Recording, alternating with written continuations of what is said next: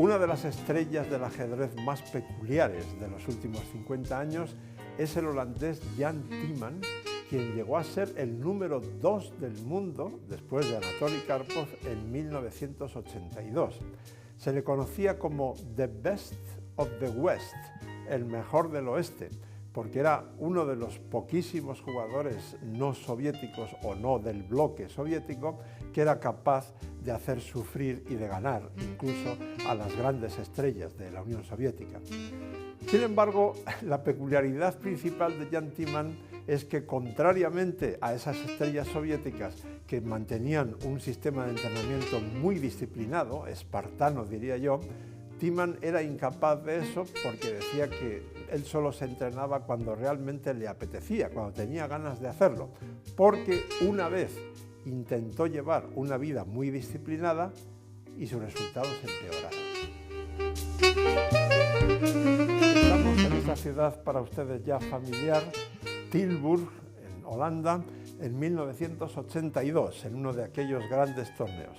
Con blancas, el gran ídolo, héroe nacional en aquel momento, Jan Timman, de hecho este fue su mejor año, 1982, y con negras un jugador muy interesante, el filipino Eugenio Torre, que también llegó a ser uno de los jugadores no soviéticos o no del bloque soviético que daban, digamos, muchos sustos a las grandes estrellas y además amigo de Bobby Fischer.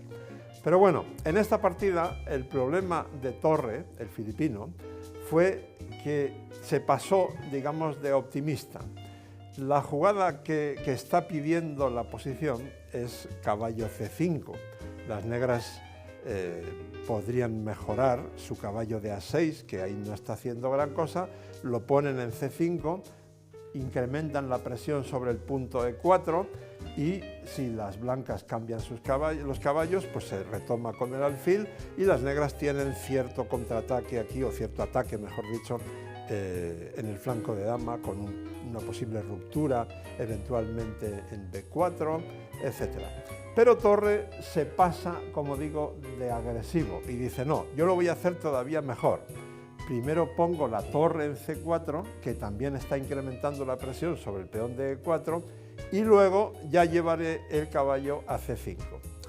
Sí, pero no, porque si aquí las blancas hiciesen una jugada normal, dado que este peón está dos veces atacado, supongamos, por ejemplo, quitar este caballo de D3 a E1. Claro, entonces sí, las negras juegan caballo C5 y la posición negras es ideal. No solamente no tienen problemas, sino incluso tendrían clara ventaja. Pero Timman, al parecer, ya había previsto todo esto y de pronto sorprende a Torre con un golpe que no creo que el filipino esperase, que es sacrificar una pieza por dos peones centrales a largo plazo, algo que hoy en el siglo XXI es relativamente frecuente en las partidas entre máquinas o de máquinas contra personas, pero que entonces no era tan frecuente porque evidentemente no existían todavía las computadoras que tenemos hoy que calculan millones de jugadas por segundo. Caballo de D3 por E5, D por E5, caballo por E5 atacando la torre de C4 que retrocede a C8. Sí, las negras tienen una pieza de más a cambio de dos peones, pero ahora se ve cuál es el verdadero problema y la intención de Timman, que ha evaluado muy bien la posición. Caballo C6. El verdadero problema de las negras es que esta dama en A7 está lejísimos de la defensa de su rey. Antes, con los dos peones centrales negros bloqueando el centro, eso no era importante, porque las blancas parecía que no podían abrir la posición para atacar al rey negro. Ahora es todo lo contrario. La posición está abierta, eso sí, al precio de una pieza, pero ahora hay amenazas muy serias. Se está amenazando la dama por el lado izquierdo, pero también se amenaza tomar en F6 por el derecho. En fin, ahora empezamos a comprender cuál es la idea de Timman. Entonces las negras Torre juega alfil por C6 y Timman contesta con alfil por F6. Y ahora, como se está amenazando nada menos que dama G5 y si G6 dama H6 y el mate sería imparable, pues hay que tomar en F6 por muy fea que quede a continuación la estructura del enroque negro. G por F6 y como ven, de pronto la posición negra que tan sólida nos parecía en la posición inicial, pues ahora está realmente hecha un desastre en cuanto a su enroque se refiere. Bien, pero eso no es lo peor viene ahora, porque hay una jugada todavía más fuerte que dama H6, mucho más fuerte de hecho, que es E5.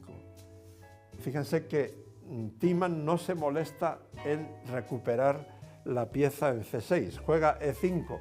¿Por qué? Pues porque en realidad no hay prisa para tomar en C6, porque la amenaza, bueno, ahora hay varias amenazas. Una es, como estamos abriendo la gran diagonal que va de B1 a H7, es decir, la diagonal de este alfil de C2, se amenaza por un lado dama H6 y con ataque de mate, y por otro lado tomar en F6 y también con ataque de mate, dama G5, etcétera, ¿no? Bien, entonces, ¿qué hacer aquí? Pues es realmente muy peliagudo lo que se puede hacer aquí. Por ejemplo, les voy a cantar una variante para que vean ustedes hasta qué punto ese rey negro está en gravísimo peligro.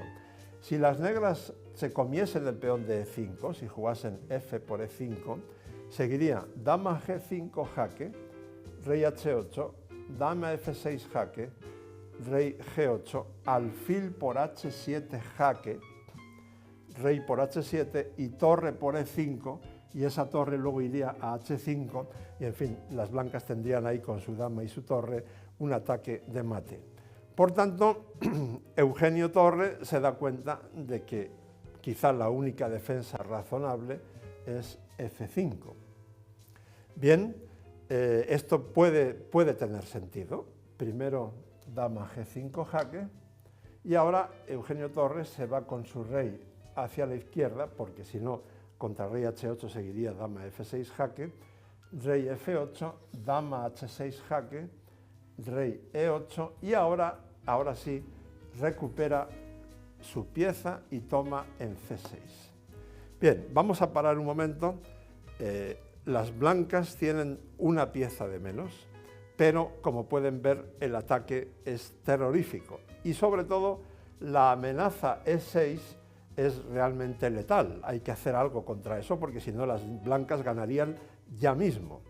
Entonces, por fin, Torre puede llevar su caballo al centro, juega caballo C5, para fiscalizar esa casilla, pero solo provisionalmente porque a eso sigue alfil por F5, atacando la torre de C8, y no solo eso, sino que contra torre C7 la idea E6 es realmente letal, una vez más. Por tanto, hay que bloquear en E6, lo cual no es tan malo como pudiera parecer. Sí, ya sé que las blancas pueden tomar dos veces en E6, pero lo que Eugenio Torre había visto es que ahora, después de alfil por E6, que es lo que pasó en la partida, F por E6, si ahora dama por E6 jaque, entonces las negras cuentan con dama E7, y ahí todavía las negras pueden sobrevivir. Pero Tiemann, muy incisivo, muy profundo, muy sutil, como siempre, juega C7. Típico sacrificio de obstrucción. No se puede tomar el peón con la dama, por tanto, este avance de peón ha desconectado a la dama de la defensa de su rey. Hay que tomar con la torre y ahora dama por peón jaque, ahora sí.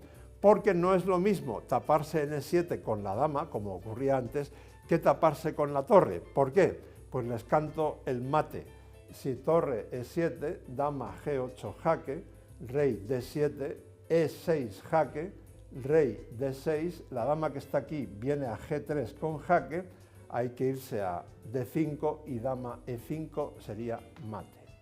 Por tanto, el rey tiene que marcharse a F8. Ahora, se toma en C7 y contra cualquier captura en C7 el plan ganador de las blancas es el mismo.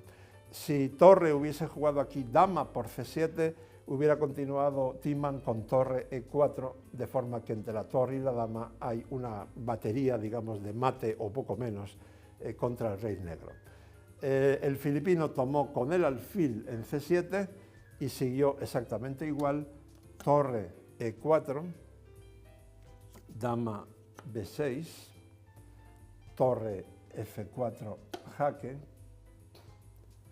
rey G7, dama E7 jaque, rey H8 y torre F8, y bueno, torre el filipino, quiero decir, marca la redundancia, dejó de sufrir. Así jugaba, bueno, juega todavía porque está vivo y sigue muy activo en ajedrez, Jan Timman, un jugador que destacó no solamente por esa creatividad tremenda y esa agresividad, sino que incluso hacía lo contrario de lo que hace casi todo el mundo. Lo que hace casi todo el mundo es intentar en las aperturas evitar el tipo de posiciones en las que tu rival se defiende mejor o está más a gusto. Timman tenía tanta hambre de progresar, de aprender, que lo que hacía muchas veces era meterse en las posiciones que más le gustaban a su rival con el fin de tener una resistencia más grande ese día y así aprender más. No solo eso, Timman también fue un gran escritor y un buen periodista. Entre sus libros les recomiendo sobre todo El arte del análisis, una auténtica obra maestra, uno de los mejores libros que ustedes pueden tener en su biblioteca de ajedrez. Y bueno, no solo eso, también sigue hoy componiendo finales artísticos. En suma, Jan Timman es un bohemio apasionadamente enamorado del ajedrez.